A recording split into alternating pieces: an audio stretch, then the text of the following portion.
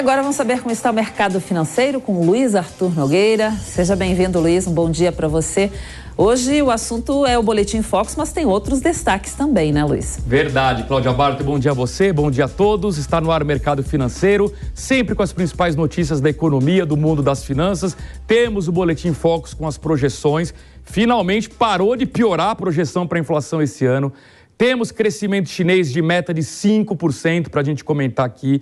Temos uma enorme expectativa sobre o anúncio do novo arcabouço fiscal pelo ministro da Fazenda, Fernando Haddad. Enfim, tudo isso vai movimentando o mercado financeiro. Nós vamos pro telão começar com as previsões do Boletim Focus. Acompanhe. Começando com o IPCA, o Índice Oficial de Inflação, depois de 11 semanas consecutivas, o mercado estabilizou a previsão para a inflação oficial para esse ano em 5,90%. Problema, o teto da meta é 4,75%, ou seja, estabilizou num patamar muito acima do teto da meta. Para o ano que vem, estável, 4,02% é a projeção de inflação para 2024. Já em relação ao PIB, uma boa notícia, uma leve alta. Agora a previsão de crescimento para esse ano de 0,85%. Eu estou um pouco mais otimista que a média do mercado. Acho que o Brasil pode crescer um pouco acima de 1%. E para o ano que vem, o mercado projeta 1,5%.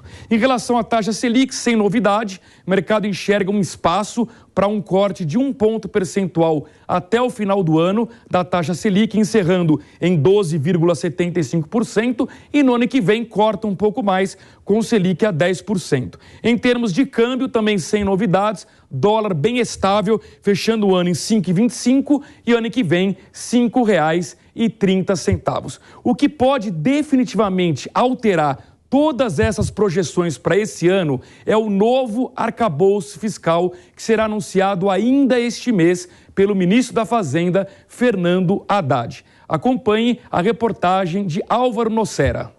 O ministro da Fazenda, Fernando Haddad, prometeu entregar uma âncora fiscal ainda no mês de março, em alternativa ao teto de gastos.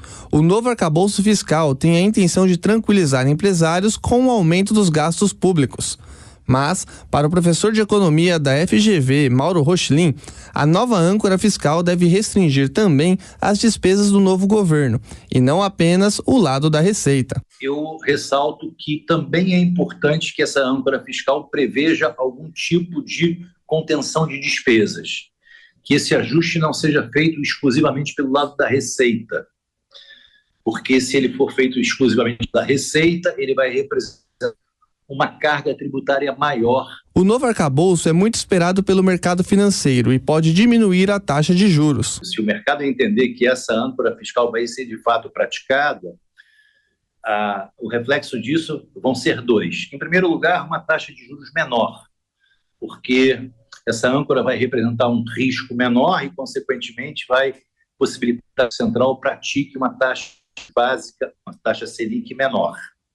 E também a âncora fiscal tem como efeito uma tendência de menor inflação, porque com uma menor desgoverno, com menor gasto do governo, supõe-se que o governo vai exercer uma pressão menor em termos de consumo na economia. De acordo com o ministro da Fazenda, Fernando Haddad, a nova âncora fiscal já está sendo finalizada e os estudos seguem para a aprovação do presidente Lula. A especialista em gestão de políticas públicas, Bárbara Cristal, destaca que a reforma tributária, junto com uma contenção de despesas, pode melhorar a economia para os próximos anos. Quando a gente alia a ideia de uma âncora fiscal e o andamento da reforma tributária ou a aprovação da reforma tributária, isso pode gerar, sim, ao médio e longo prazo, uma valorização maior da nossa moeda. A especialista ainda lembra dos riscos de não dar andamento ao novo arcabouço fiscal. Quando a gente fala da questão fiscal, é importante, muitas vezes primordial, que se entenda que a estabilidade macroeconômica ela é necessária. Por quê? Pois quando a gente tem uma dívida que aumenta em relação ao governo, ela cria dúvidas se por acaso o Estado vai conseguir honrar os seus pagamentos e cumprir as suas obrigações. Então é claro que isso muitas vezes vai afugentar os investidores e também pressionar a taxa de juros. Atualmente, a taxa de juros do Brasil está em 13,75%. Exatamente, é a grande expectativa do mês de março, é o anúncio do novo arcabouço fiscal que vai substituir o teto de gastos. Estamos recebendo aqui nos estúdios da Jovem Pan News Leandro Petrocas, ele que é diretor de Research e sócio da Quantset. Petrocas, bom dia, seja bem-vindo, tudo bem? Bom dia, Luiz, bom dia a todos da Jovem Pan, obrigado pelo convite. Eu queria acompanhar a sua expectativa também sobre esse novo arcabouço fiscal e até que ponto isso pode melhorar ou piorar as previsões para o ano. Perfeito, acho que é o grande trigger, né, o grande gatilho que possa fazer preço nos mercados é, sem dúvida alguma, o anúncio do que será o arcabouço fiscal aqui em 2023 e para os próximos anos. Não parece que o governo atual vá querer realmente fazer uma contenção de gastos, então isso não soa bem aos ouvidos dos agentes do mercado, mas, claro, vale um voto de confiança. Vamos aguardar ver essa proposta e como também será o trâmite no Congresso. A gente sabe que o Congresso atual é um pouco mais conservador e muito possivelmente não vai permitir grandes manobras ou algum tipo de ação muito disparate ou muito contundente no que tange a questão fiscal do país. Agora, Petrocas, vamos nos colocar no lugar do Banco Central. Digamos que o governo venha, anuncie esse novo arcabouço fiscal, talvez com uma ênfase maior em receita, menos em despesa. A grande pergunta que fica é: haverá ou não espaço para o Banco Central começar a cortar juros ainda este ano? Perfeito, espaço há, mas naturalmente muito condicionado ao fiscal. Se você tiver um fiscal muito frouxo, naturalmente o impacto tem que ser no monetário, ou seja, taxa de juros elevada para conter a inflação, que é naturalmente a grande missão do Banco Central. Ou seja, há sim espaço. Naturalmente, há uma expectativa de que o mercado em relação a essa decisão do Banco Central, né, nas próximas reuniões do Copom, mas naturalmente muito condicionado aos termos e às condições que serão postas na mesa. O Brasil está na frente do mundo no sentido de já estar mais perto do fim do aperto monetário. As taxas de juros já saíram lá de 2 para 3,75. Agora é realmente aguardar as cenas dos próximos capítulos. Bom, o fato é que a gente vai ter ainda juros altos ao longo deste ano e isso afeta a sua decisão de investimentos. Daqui a pouquinho eu vou abordar esse assunto com o Petrocas, mas eu queria antes conferir o mercado financeiro, ver como é que abriu o mercado nesta manhã de segunda-feira. Aqui no Brasil abriu meio de lado, vamos para o telão aqui conferir. Olha só, o índice Bovespa, ligeira alta de 0,08% aos 103.946 pontos. Lembrando que com essa pontuação, o mercado está no vermelho aqui no Brasil em pouco mais de 5%. Ou seja, quem colocou dinheiro em bolsa de valores desde a virada do ano está perdendo dinheiro, o que não significa que não possa recuperar ao longo das próximas semanas.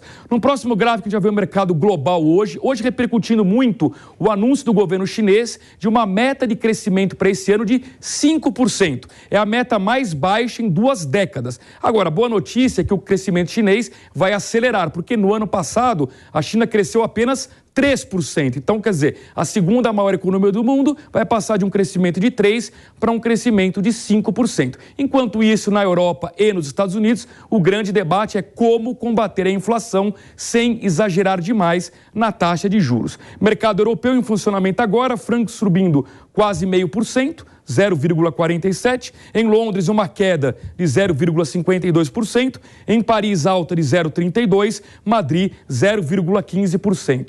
Na Ásia também comportamentos mistos, Xangai caiu 0,19%, Tóquio subiu 1,11%, Hong Kong leve alta de 0,17%. No mercado americano, quem nos acompanha por imagens, na Panflix, no YouTube, observa o fechamento da sexta-feira. Por quê? Porque o mercado americano está abrindo agora, às 11h30, pelo horário de Brasília, com uma leve tendência de alta. E no último gráfico, o mercado de câmbio, a gente vai ver o comportamento do dólar, do euro e do Bitcoin hoje, subindo, dólar 0,20%, R$ 5,21, o euro em alta de 0,44%, R$ 5,55, Bitcoin praticamente estável, valendo 22.441 dólares. Então eu queria chamar de volta o nosso convidado aqui nos estúdios da Jovem Pan News, o Leandro Petrocas, ele que é diretor de Research e sócio da Quantset. Petrocas, queria saber o seguinte, como é que você orientaria o nosso público investidor num contexto aqui no Brasil de juros muito altos, o que em tese torna a renda fixa muito atraente, mas uma bolsa que também vem apanhando, gerando boas oportunidades de compras. O que fazer? Bom, primeiro que é importante o investidor ter uma carteira balanceada, não ter só renda fixa, nem somente renda variável. Então, o primeiro é uma alocação eficiente no que tange ao equilíbrio de quanto colocar em renda fixa, quanto colocar em renda variável. Claro que um investidor mais conservador pode surfar essa onda da Selic alta e ter excelentes ganhos, né, nessa faixa de 13,75 ao ano num título atrelado à Selic. Agora, se o investidor quiser correr riscos, ele precisa ter em mente do horizonte temporal de análise, porque muitos ativos estão baratos na bolsa, sim, é verdade, mas podem continuar baratos por muito mais tempo e aí você tem o custo de oportunidade pesando. Ou seja, se eu compro uma ação acreditando que ela vai subir, mas essa alta demora, você está deixando dinheiro na mesa, uma vez que a renda fixa paga um excelente nível de juros com a Selic a 13,75. É verdade. Agora, Petrox, para quem está disposto a correr risco na Bolsa, a grande pergunta é, vale a pena incorporar no portfólio de ações papéis como o da Petrobras, que a gente sabe que sofrem mais influência política, ou neste momento é bom evitar? Uma exposição pequena na Petrobras, acho que faz sentido. O preço atual aceita muito desaforo, né? As ações já caíram bastante, especialmente depois do segundo turno das eleições, e negociar múltiplos bem atrativos. Ou seja, se não acontecer nenhuma catástrofe na administração da empresa, eu entendo que vale a pena uma exposição pequena com um horizonte temporal dilatado para colher retornos e resultados desse investimento. Faz sentido ter uma parte dos recursos lá fora, no exterior, ou é melhor concentrar tudo em ativos no Brasil? Eu acredito que a diversificação geográfica sempre faz sentido na composição de um portfólio, nunca analisado de forma pontual e isolada. O quanto que você vai ter de exposição em ativos em bolsas internacionais tem que estar dentro de um contexto de composição de carteira independente do dólar. Porque se o investidor ficar muito preocupado em remeter dólar a 5, 5,50, 4,80, tentar tradear, ou seja, negociar o time, acertar o time de mandar investimentos ou recursos para o exterior, é um pouquinho complicado. Mas uma parcela da carteira, sim, faz sentido todo investidor diversificar geograficamente. Petrox, nós temos 30 segundos para encerrar sem ficar no muro. Você recomenda criptomoedas ou acha que isso é uma grande loteria? Recomendo, mas num patamar muito baixo de um portfólio. Algo em torno de 1 a 2%, dá como perdido. Se perder, perde pouco. Se ganhar, ganha muito.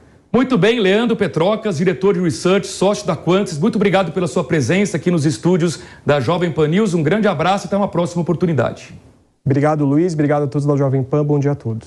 E para encerrarmos o mercado financeiro de hoje, uma notícia importante sobre vacinação. É a vacinação que garante a total reabertura da economia brasileira. E agora estamos entrando numa nova fase da vacina bivalente, que, portanto, vai gerar maior proteção ainda para toda a população brasileira. Acompanhe a reportagem de Rodrigo Viga.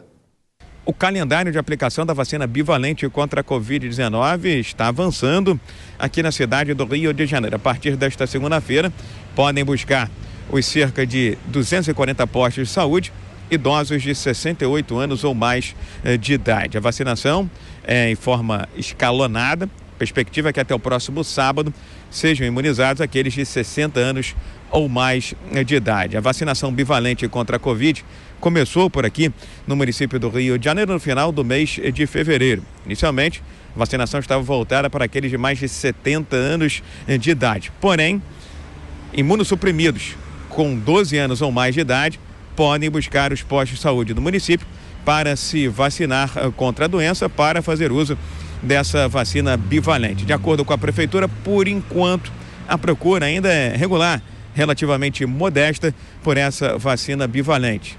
O município está motivando, incentivando as pessoas a buscarem os postos de vacinação. Inclusive, nessa segunda-feira, 4 postos serão reabertos aqui na cidade do Rio de Janeiro. Um deles no Museu da República e outros na Zona Norte e na Zona Oeste da capital do Rio. Rodrigo Viga.